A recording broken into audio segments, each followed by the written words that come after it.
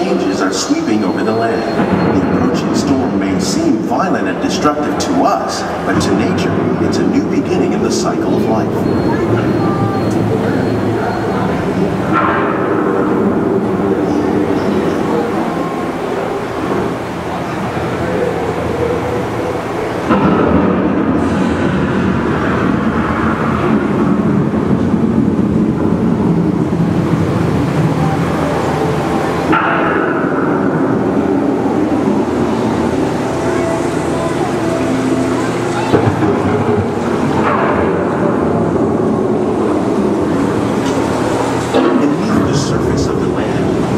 Trap water from the flowing mud, extracting precious nutrients and minerals. These elements, when combined with sunlight, create the first living systems of life.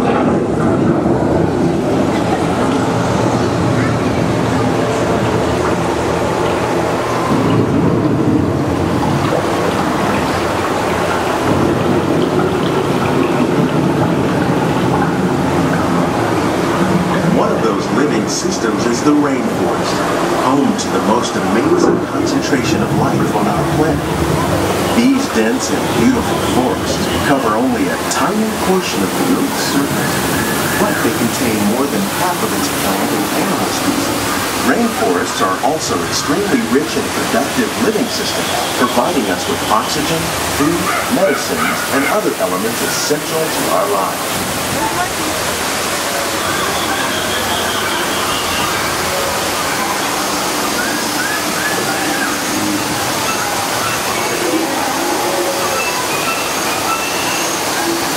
In the desert, nature has created a very different and no less beautiful living system. And while this arid landscape may seem lifeless, it is very much alive. The plants and animals that have learned to survive in these harsh conditions make use of what little water they can find and avoid the scorching rays of the relentless sun.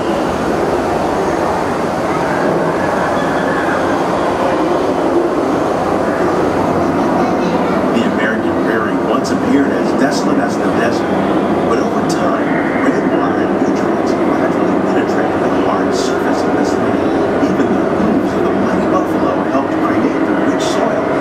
One day, they come home to the American farm.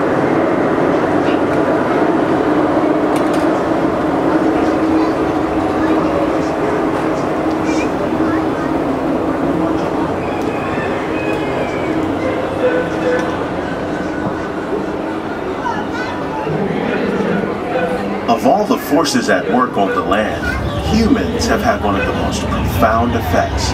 The need to produce food for a growing world led to the enormous use and sometimes overuse of the land. In our search for more efficient ways to grow food, we often fail to realize the impact of our methods.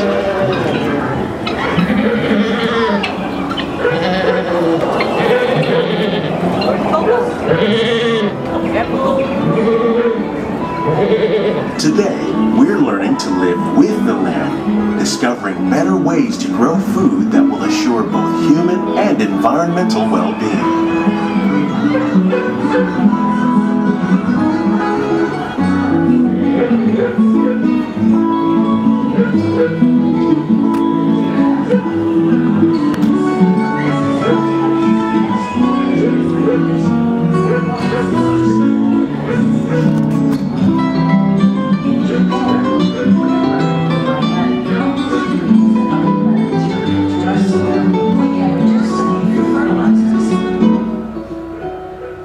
In farmlands across America, we're learning that by plowing under vegetation containing natural fertilizers, we can enrich the soil without the use of chemicals. In Saudi Arabia and Mexico, we're learning to produce food on desert seacoasts by developing and planting crops that thrive on salt water. Here at Epcot, we're learning to reduce the need for pesticides by using natural predators like ladybugs and wasps to control pests. In Japan, we're learning that by adding composted leaves and other plant materials to our soil, we can reduce... Some of the questions are being discovered just ahead in our unique living greenhouse environments. To help us maintain these carefully controlled ecosystems, and for your safety, please remain seated in your boat at all times.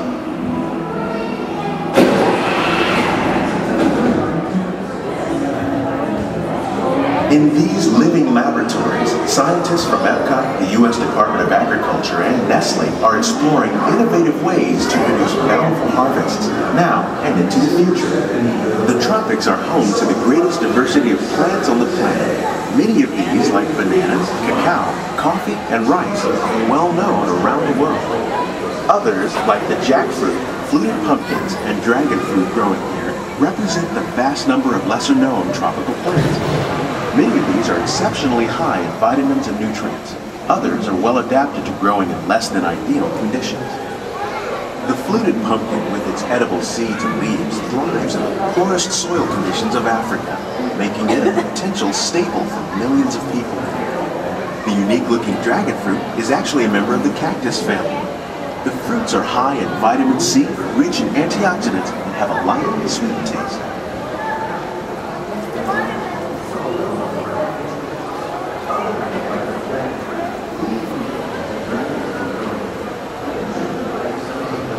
As we learn more about these plants, we discover new ways they can help us meet our food needs. One day, some of these may be as popular as the bananas growing on both sides of the boat. More than 28 million tons of bananas are eaten annually, making it the most popular fruit in the world.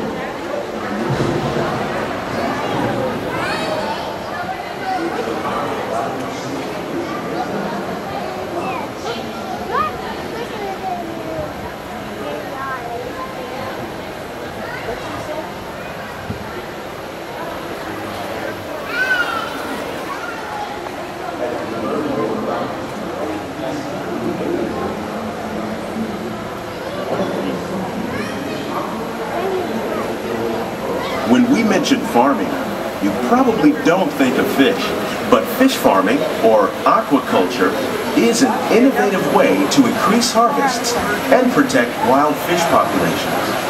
Tilapia, bass, and catfish are three popular crops raised by fish farmers around the world. In Asia, tilapia are often raised in rice paddies where the fish waste provides nutrients for the rice. This integrated growing system improves yields and reduces pollution.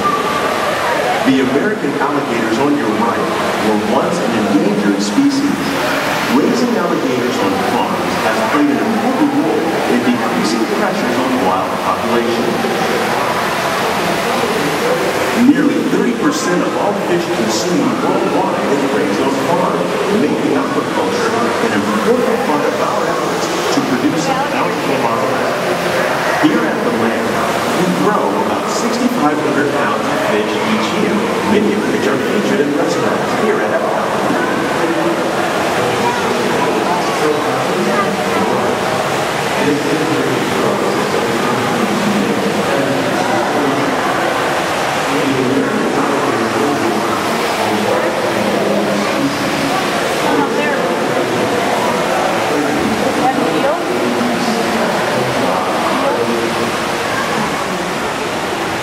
Mystery houses full of some of our biggest ideas. Giant pumpkins and winter melons are certainly impressive, but their real importance far exceeds their record-setting size.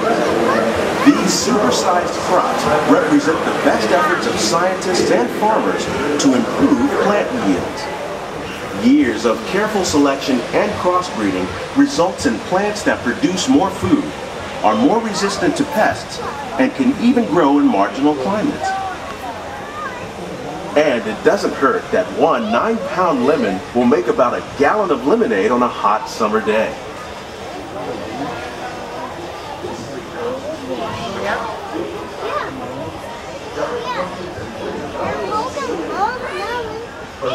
These plants are definitely on their way up.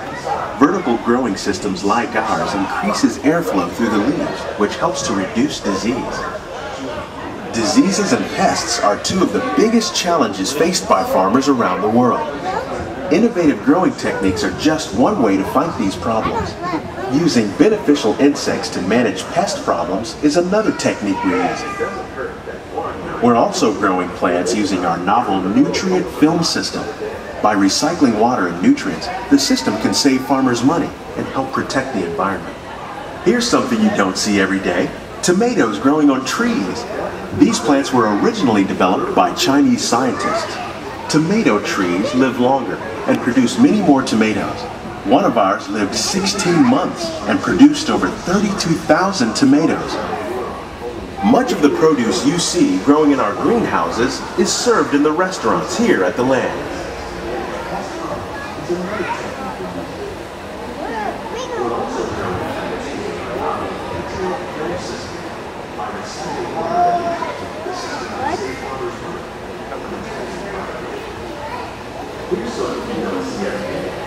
The future of agriculture includes some high-flying ideas like the ones you see here. We already grow plants without soil throughout our greenhouses. That technique is called hydroponics. Now we're trying out aeroponics. Water and nutrients are sprayed directly on the roots of the plants as they fly by.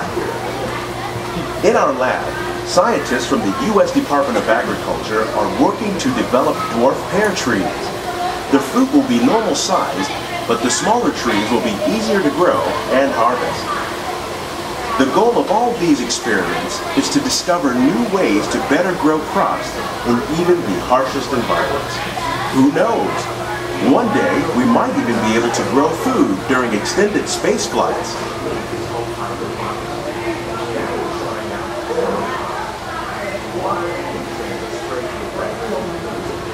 These greenhouses represent just a tiny fraction of the work being done worldwide to produce bountiful harvests for our growing population. Of course, growing better crops is just the first part of the story. Once harvested, these crops need to be handled with care on their journey from the field to your table. Around the globe, scientists from Nestle are dedicated to improving the quality and taste of the foods that the world enjoys and relies on. Working together, we can continue to find innovative ways to increase food production and protect our precious natural environments. Only then will we truly be living with the land. Of course, growing better crops is just the first part of the story. On behalf of Walt Disney World and Nestle, we hope you have enjoyed this unique journey through our living laboratories. Those of you interested in an even closer look at our greenhouses might consider the behind-the-scenes walking tour. It's a great experience for the whole family. The tour desk is near the entrance to Soaring. Please keep your hands and feet inside